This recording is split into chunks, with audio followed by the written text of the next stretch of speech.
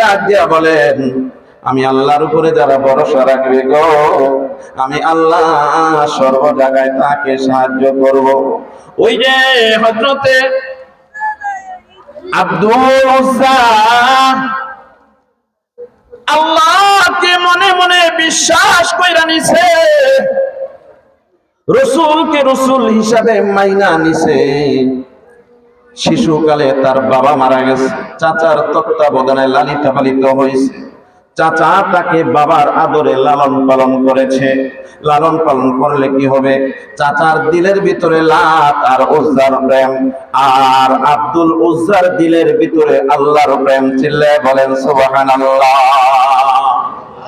একই ঘরে বসবাস করে, একই ছাদের নিচে। চাচা পূজা করে দেবদেবীর, ভাতিজা পূজা করে আল্লাহর। আল্লাহু আকবার বলেন। গোপনে গোপনে আল্লাহ তাআলাকে ডাকে। আপনাদের কাছে প্রশ্ন করি, বলেন তো দেখি, আল্লাহকে কোনো ব্যক্তি যদি গোপনে ডাকে, আল্লাহকে কোনো ব্যক্তি যদি মনে মনে ডাকে, আল্লাহ শোনে কি শোনে না? সবাই বলেন, শোনেন কি শোনেন না? ভাতিজা চাচার ঘরে লালিত পালিত হয়, চাচার দেওয়া কিছু সম্পদ বাড়াইয়া বাড়াইয়া নিজে কোন রকম জীবন যাপন করে। চাচার উটগুলা লালন পালন করে, চাচার দুম্বা গুলা লালন পালন করে। ভাতিজা চাচার ঘরেই থাকে, চাচার দেওয়া পোশাক পরে, চাচার দেওয়া খানা খাইয়া জীবন অতিবাহিত করে। কিন্তু দিলের ভিতরে আল্লাহ আল্লাহর রাসূলের মহব্বত ঢুইকা গেছে। আল্লাহু আকবার বলে। আর ভালো লাগে না, আর ভালো লাগে না। আল্লাহর নবীকে কাফের মুশরিকরা মদিনা মক্কা থেকে মদিনায় হিজরত করতে বাধ্য করেছে। যুবকের আর ভালো লাগে না। যুবক তার চাচাকে ডাক দিয়ে বলে, চাচা গো, অনেক দিন হয়ে গেল, একটা কথা বলবো বলবো করে মনস্থির করেছি, কিন্তু বলা হচ্ছে না। চাচা ডাক দিয়া বলে, ভাতিজারে কি বলবা বলো। আল্লাহর বান্দা ভাতিজা ডাক দিয়া বলে, চাচা অভয় দিলেননি, আবার কোনো কিছু বলবেন না তো? হয় না, এমন কি কথা বলবা যে কারণে তুমি আমাকে বারবার এত ইতস্তত করতেছ? ভাতিজা ডাক দিয়া বলে, বড় জটিল কথা। ওই কথাটা যদি বলি, আমি আপনার ভাতিজা থেকে দুশমনে পরিণত হয়ে যাইতে পারি। আল্লাহু আকবার বলেন। মুসলমান বন্ধুরে আমার, আল্লাহর দুনিয়ায় আল্লাহর নবীর চাইতে বিশ্বাসী এবং ভালো মানুষ আর একজন পূর্বেও ছিল না, ওই সময়ও ছিল না, এখনো নাই, অদূর ভবিষ্যতেও জন্ম নেবে না। কথা বলেন ঠিক কিনা? কিন্তু ওই আল্লাহর হাবিব নবুয়ত প্রাপ্ত হইয়া, আল্লাহর পক্ষ থেকে ওহী পাইয়া, মেসেজ পাইয়া, আল্লাহর পক্ষ থেকে একাত্মবাদের দাওয়াত যখন দিতে আরম্ভ করলো, সবাই একে একে তার পাশ থেকে দূরে সইরা যায়, আপনজনরা তার থেকে দূরে সইরা যায়। তার ভাই বেরাদর এবং চাচাতো ভাই, চাচা যা বলেন, চাচা চাচি যা আছে, সবাই তার থেকে পৃথক হয়ে যায়, এমনকি দুশমনে পরিণত হয়ে যায়। কথা বলেন ঠিক কিনা? ঠিক তেমনি ভাবে ভাতিজা ডাক দিয়া বলে, চাচা এমন জটিল কথা আমি যদি তোমার কানে পৌঁছায় দেই, হয়তো তুমিও আমার দুশমন বইনা যাইতে পারো। তবে অতীব সত্য কথা, সত্য কখনো গোপন রাখে না। কথা বলেন ঠিক কিনা? সত্য কখনো গোপন থাকে না। চাচাকে ডাকতে বলে, চাচা গো, ওই যে মক্কার লোকেরা মুহাম্মদ, আব্দুল্লাহ ইবনে মুহাম্মদ নামে একটা লোক ছিল, ওই লোকটা সম্পর্কে তোমার কি ধারণা? এইবার চাচা ডাক দিয়ে বলে, ওই যে আমাদের দুশমন, আমাদের ধর্মের দুশমন, আমাদের প্রভুর দুশমন, তার কথা কইতাছো নাকি? কয়, হ্যাঁ, সে তো কারো দুশমন নয়, যাকে আমার আল্লাহ পাক রব্বুল আলামিন তামাম দুনিয়ার জন্য রহমত কইরা পাঠাইছে। সুবহানাল্লাহ বলে। মুসলমান বন্ধুরে আমার, চাচা ডাক দিয়া কয়, ও ভাতিজা, ভালো কইরা খুইলা বলো, কি বলতে চাও? কয়, ওই লোকটা যে কালেমার দাওয়াত দেয়, তাওহীদের দাওয়াত দেয়, তোমার কাছে কেমন লাগে? চাচা এবার ডাক দিয়ে বলে, সে তো আমার দুশমন, আমার মা বাবার দুশমন, আমাদের পূর্বপুরুষদের দুশমন, তার নাম আর মুখে নিস না। চাচা, তার নাম মুখে না নিলে কি হবে? তার নাম তো আমার অন্তরের ভিতরে ঢুইকা গেছে। চিল্লায়া বলেন সুবহানাল্লাহ, লা ইলাহা ইল্লাল্লাহ।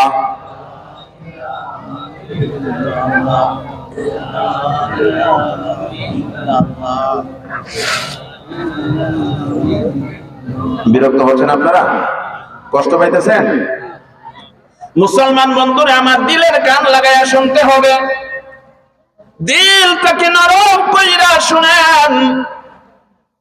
ইসলামের জন্য, দ্বীনের জন্য তারা কি করেছে, আজকে আমরা কি করতেছি? মুসলমানের সার্টিফিকেট লাগাই আমরা আজকে ঘুরতেছি, আইডি কার্ডের মধ্যে মুসলমান আমরা, কথা বলেন ঠিক কিনা? কিন্তু দিলের ভিতরে আল্লাহ, আল্লাহর রসুলের আদেশ নিষেধ যদি না থাকে, রসুলুল্লাহর আদর্শ যদি দিলের ভিতরে না থাকে, আইডি কার্ডে মুসলমান হলেও আল্লাহর ফিরিস্তিতে মুসলমান হওয়া যাবে না, কথা বলেন ঠিক কিনা? এজন্য কবি বলেন, हम मुसलमान है मगर हम में मुसलमानी नहीं, दिल में ईमान है मगर कामिल मोमिन नहीं।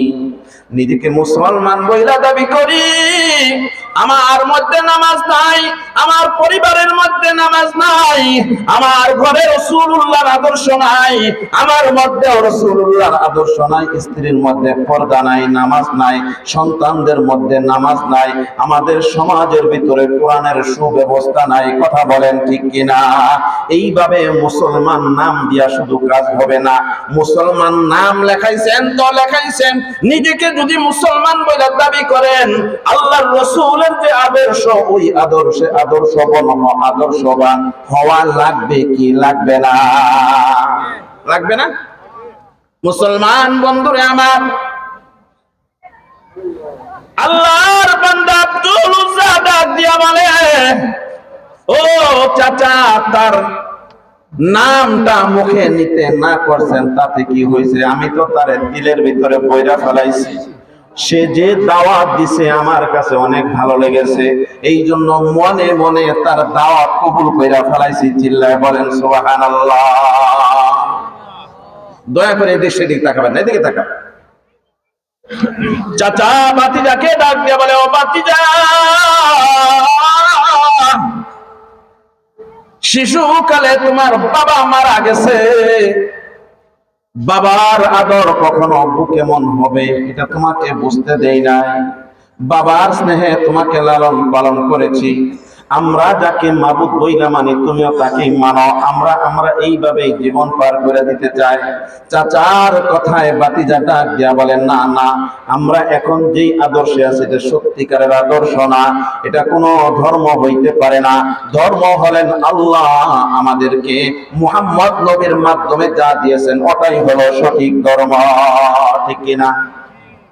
মুসলমান বন্ধুরে আমার, এইবার ভাতিজার কথায় চাচা রাগ কইরা বলে, ও ভাতিজা, এর পরিণাম কি হবে তুমি জানো নি? এর পরিণাম কিন্তু খুবই ভয়ঙ্কর হবে। এইবার ভাতিজাও ডাক দিয়ে বলে, চাচা ভয়ঙ্কর কেমন হবে জানা নাই, কি হবে এটা জানতে চাই না, কিন্তু দিলের ভিতরে যারে বইরা ফেলাইছি তারে আর বাইর করতে পারবো না। সুবহানাল্লাহ বলেন। যতই রাগ করেন চাচা, দিল থেকে তারে বাইর করতে পারবো না।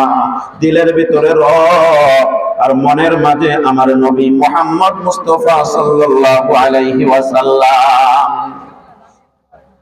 চাচা ডাক দিয়া বলে, ভাতিজা, আমার পক্ষ থেকে যা কিছু তোমাকে দিয়েছি সবগুলো তোমার কাছ থেকে কিন্তু ফিরে নেব। ভাতিজাও বলিষ্ঠ কণ্ঠে বলে, দুনিয়ার সম্পদ লাগে না, যারা আল্লাহকে পাওয়া যায় তাদের আর দুনিয়া লাগে না, কথা বলেন ঠিক কিনা? যারা নবীকে পায় তারা দুনিয়া চায় না, দুনিয়া চায় না। নবী আর আল্লাহকে যারা পাইলো তাদের কাছে সব সম্পদ আইসা হাজির হয়ে যাবে, দুনিয়ার কোনো সম্পদের দরকার নাই, তাদের শেষ ঠিকানা হইল জান্নাত। চিল্লায়া বলেন সুবহানাল্লাহ। মুসলমান বন্ধুরে আমার, ও বরবাদ এলাকার বাবা, খুব মনোযোগ দিয়া শুনতে হবে, দিলের কান লাগাইয়া শুনতে হবে। ওই যে আব্দুল উজ্জা চাচার মুখে মুখে তর্ক করে, চাচা এইবার ডাক দিয়া বলে, আমার ঘরটা ছাইরা দিতে হবে। ভাতিজাও ডাক দিয়া বলে, আচ্ছা ঠিক আছে চাচা, তোমার ঘরটা ছাইরা দেব, ঘর দিব কিন্তু ঈমান দিতে পারবো না। চাচা ডাক দিয়া বলে, আমি যা সম্পদ তোমাকে দিয়েছি সবগুলা ফেরত দিতে হবে, রিটার্ন দিতে হবে। ভাতিজা ডাক দিয়া বলে, ও চাচা, তোমার পক্ষ থেকে আমি যা কিছু পেয়েছি সব তোমাকে রিটার্ন করে দেব, কিন্তু ঈমান চাইও না, ঈমান চাইও না, আল্লাহকে দিতে পারবো না, নবীকে দিল থেকে বের করতে পারবো না। চাচা বলে, এই মুহূর্তে আমার ঘরটা ছাইরা দাও। রাতের গভীরে ভাতিজাকে ডাক দিয়া বলে, ও ভাতিজা, এই মুহূর্তে আমার ঘর থেকে বের হয়ে যাও। ভাতিজা ঘর থেকে লাফ দিয়া উঠা বের হয়ে যায়, সব সম্পত্তি দিয়া যায়, যা কিছু ছিল সব কিছু দিয়া গেল। এইবার যখন দরজার কিনারে যে পৌঁছিছে, চাচা ডাক দিয়া বলে, ও ভাতিজা, তোমার গায়ের মধ্যে যে জামাখানা রয়েছে এই জামাটাও তো আমার দেওয়া টাকায় কিনা, এটাও ফেরত দিয়া দিতে হবে। ভাতিজা নিজের গা থেকে জামাখানা খুইলা চাচার দিকে ফিক্কা মারে, চাচাকে ডাক দিয়ে বলে, চাচা, জামা দিব কিন্তু ঈমান দিব না। সুবহানাল্লাহ বলেন না সবাই? জামা দিব কিন্তু ঈমান দিতে পারবো না। জামার বিনিময়ে ঈমান কিনা নিছি, দুনিয়ার বিনিময়ে আখিরাত কিনা নিছি। প্রকৃতপক্ষে যারা আল্লাহর আশিক, যারা নবীজির খাঁটি উম্মত, তারা আখিরাত দিয়া দুনিয়া কামায় না, তারা দুনিয়া বেইসা আখিরাত কামায়। কথা বলেন ঠিক কিনা?